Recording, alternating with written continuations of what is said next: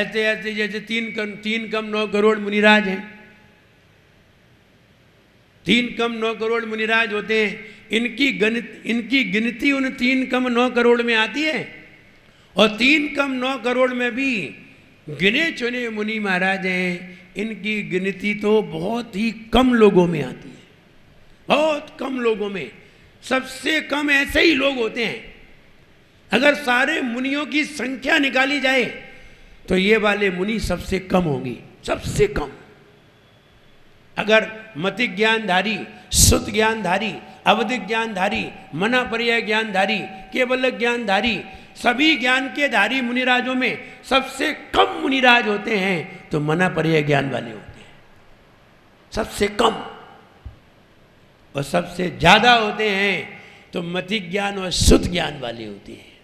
मतिक ज्ञान शुद्ध ज्ञान वाले सबसे ज़्यादा होते हैं।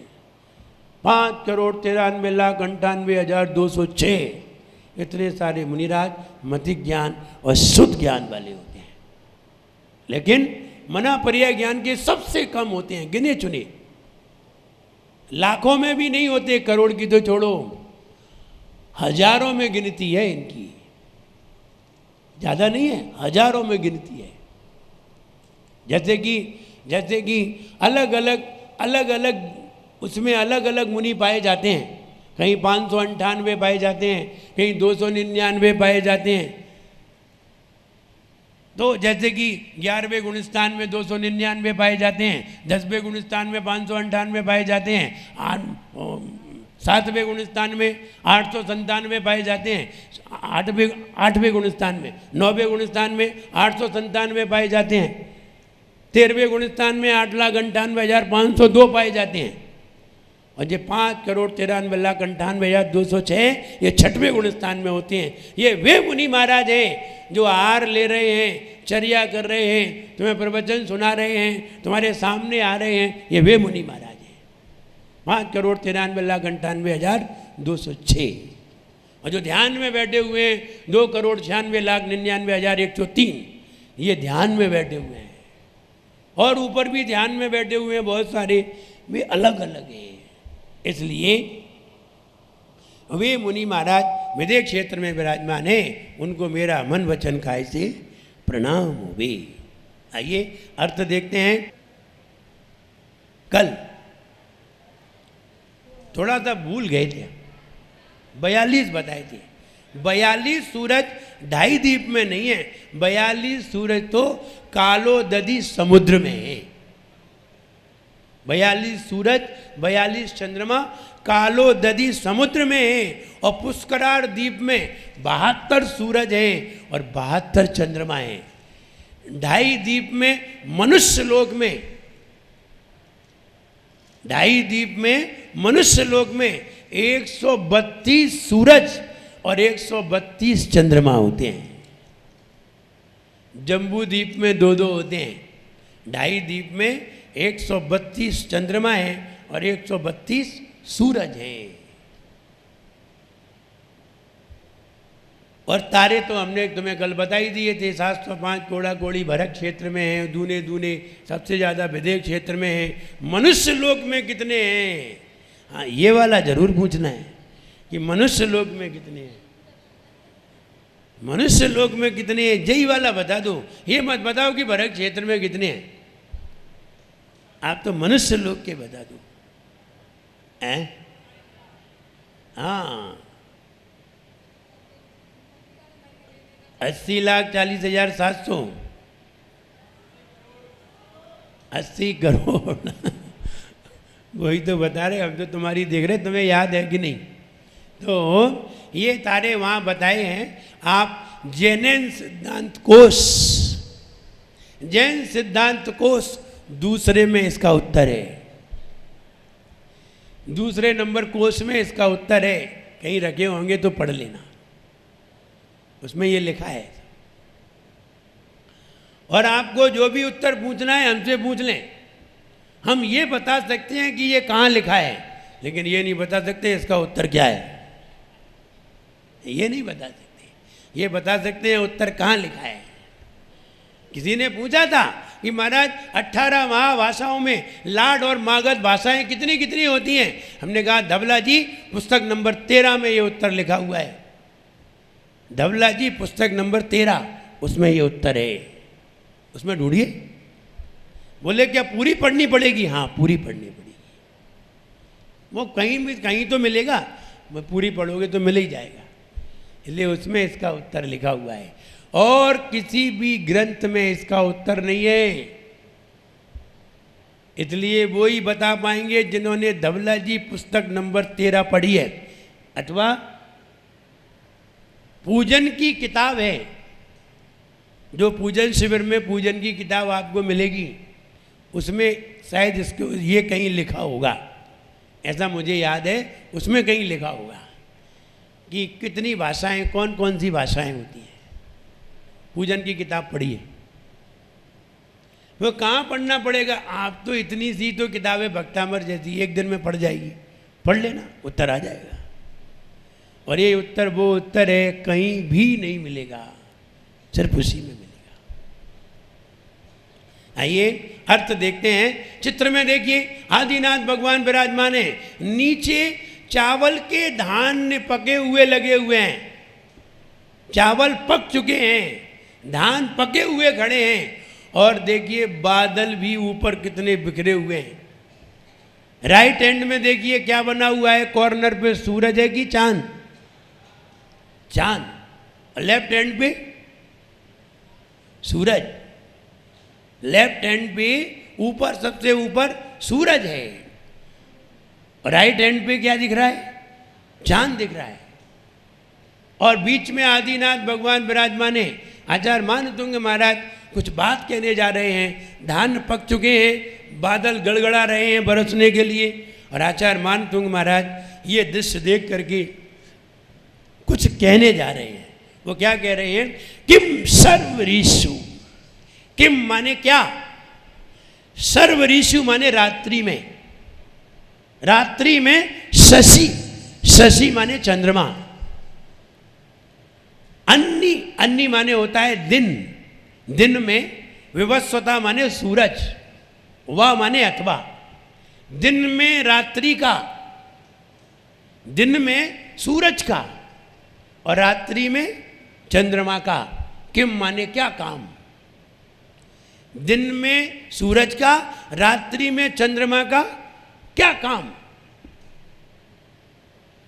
युष्मन मुखेंदु, हे भगवान जब आपके मुख कमल ने, आपके मुख, इंदु माने कमल, इंदु माने चंद्रमा, जब आपके मुख चंद्र ने, जब आपके मुख चंद्र ने दलितेषु नाश कर दिया है तमः अंधकार को, सुनाथ, हे भगवान जब आपके मुख ने सारा अंधकार मिटा दिया है, तो दिन में सूरज का, रात्रि में चंद्रमा का क्या काम?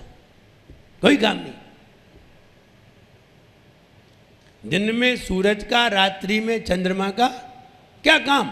जब आपने आपके मुख ने सारा अंधकार मिटा दिया है, फिर दिन में सूरज का, रात्रि में चंद्रमा का क्या काम? ऐसे विचार करिए कि इतना उजाला, यहाँ पर खूब उजाला हो जाए डायमंड का, हम बीच में बहुत सारे डायमंड रख दें और डायमंड से इतना तेज उजाला हो कि चारों तरफ खूब उजाला हो जाए, और वहाँ हम बैठे हों, तो फिर हम कहेंगे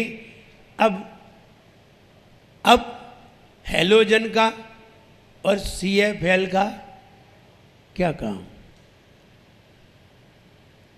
अब हैलोजन का और CFL का क्या काम? हैलोजन माने सूरज और CFL माने चंद्रमा, क्योंकि जब डायमंड ने सारा अंधेरा मिटा दिया है, तो हैलोजन का और सूरज और CFL का, ट्यूबलाइट और बल्ब का क्या काम? ठीक वैसे ही ये भगवान आपके मुख चंद्र ने जब सारा अंधकार मिटा दिया, तो दिन में सूरज का, रात्रि में चंद्रमा का क्या काम? कोई काम नहीं।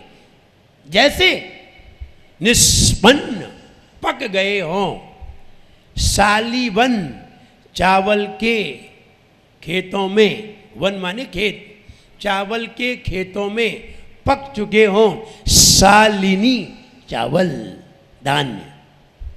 जब चावल के खेतों में, धान्य के खेतों में धान्य पक चुके हों, जीव लोके संसार में, लोक में चावल के खेतों में धान पक चुके हों, तब कार्यम कियत, किस काम के, तब किस काम के, जलधरैर, जलधरैर, जल माने पानी और जलधर माने बादल।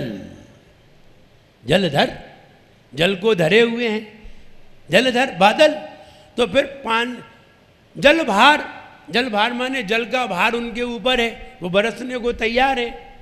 नम्रई, वे खेतों के ऊपर झुके झुके जा रहे हैं। तो वो आचार्य मानतुंग महाराज कह रहे हैं कि जब खेतों में चावल पक चुके हों, तब पानी भरे बादलों का क्या काम? कोई काम नहीं।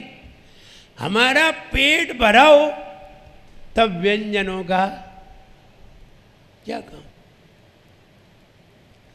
जब अपना पेट भरा हो, तब तुम्हारे सफ़ेद रसगुल्लों का और लाल रसगुल्लों का और बालूशाही का अथवा जलेबी का क्या काम? क्योंकि पेट तो भरा हुआ है।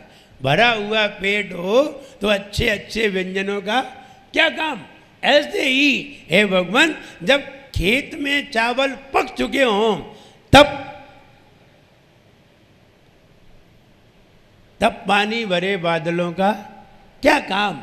वैसे ही जहाँ आपके मुख ने सारा अंधकार मिटा दिया है, तब दिन में सूरज का, रात्रि में चंद्रमा का क्या काम? कोई काम नहीं। व्यक्ति तभी काम का है जब वो समय पर कार्य करे, और समय पर कार्य न करे तो काम का। वो महाराज हमने चौका लगाया है, रात्रि के 11 बजे हैं, तुम्हारे चौके का क्या काम? तो समय पे लगाओ तो ठीक है, और समय पे नहीं लगाया तो फिर क्या काम का? कोई काम का नहीं है। हम रात्रि के 8 बजे पहुंच जाए और कहें हमें भगवान के अभिषेक पूजन करना है, भाई चुपचाप बैठो, अब तुम्हारा कोई काम नहीं हो चुका हो। तो ठीक वैसे ही जब काम के हैं तभी काम करो, तभी काम होगा, वरना काम नहीं होगा। व्यक्ति के दांत टूट गए, पूरे दांत निकल गए, अब नए दांत आने की कोई गुंजाइश नहीं है। भगवान एक बार मौका देता है, वो भी निश्चित उम्र तक। अगर आप 10-12 साल तक, 8-10 साल तक अपने दांत तोड़ लोगे तो वो तुम्हें दोबारा देगा, और तुमने 40 साल में, 12 साल में टूटे नहीं, 40 साल में टूटे, फिर कहोगे दोबारा आएंगे। अब आने की कोई गुंजाइश? बोले हम तो यही समझ रहे थे, हमारे तो टूटे ही नहीं, अब तोड़ लें। तो तुम कितने भी दांत तोड़ लो, 40 साल के बाद दोबारा दांत आने वाले नहीं है। अब तो गए माने गए। इसलिए जब हम काम के हैं तभी काम करें, और जब काम के नहीं है तब काम करने आ जाते हैं। वो व्यक्ति जिसके जब दांत थे तब तो कुछ कहने नहीं आया, जब सारे दांत टूट गए, उम्र 70 साल की हो गई, अब आए महाराज हम त्याग करना चाहते हैं। हम कर लो, काहे का त्याग करना है? बोले महाराज आज से मूंगफली खाने का त्याग। नहीं, बहुत बढ़िया। अब तुम कैसे मूंगफली खाओगे? अब तुम्हारे खाने के दिन कहाँ है? लेकिन फिर भी अब वो त्याग करने आए, अब क्या कहते? तो थोड़ी हंसी भी आई और ये भी लगा ठीक है तुमने त्याग तो किया। तो कहने का मतलब ये है कि जब हम काम के हैं तभी काम करें, जब काम के नहीं है तब क्या काम करोगे? अब काम के ही नहीं रहे। इसलिए जो बच्चे समय पे पढ़ते नहीं हैं और जो पुरुष समय पे सचेत नहीं होते, जब तुम बिल्कुल स्वस्थ हो, मंदिर जाने के लायक हो, खड़े होने के लायक हो, भगवान का अभिषेक करने के लायक हो, तब तो तुम मंदिर नहीं गए। जब हाथ पांव अब काम नहीं कर रहे हैं, अब क्या करोगे? अब ना तो अभिषेक कर सकोगे, ना पूजन कर सकोगे, खड़े होते नहीं बनता।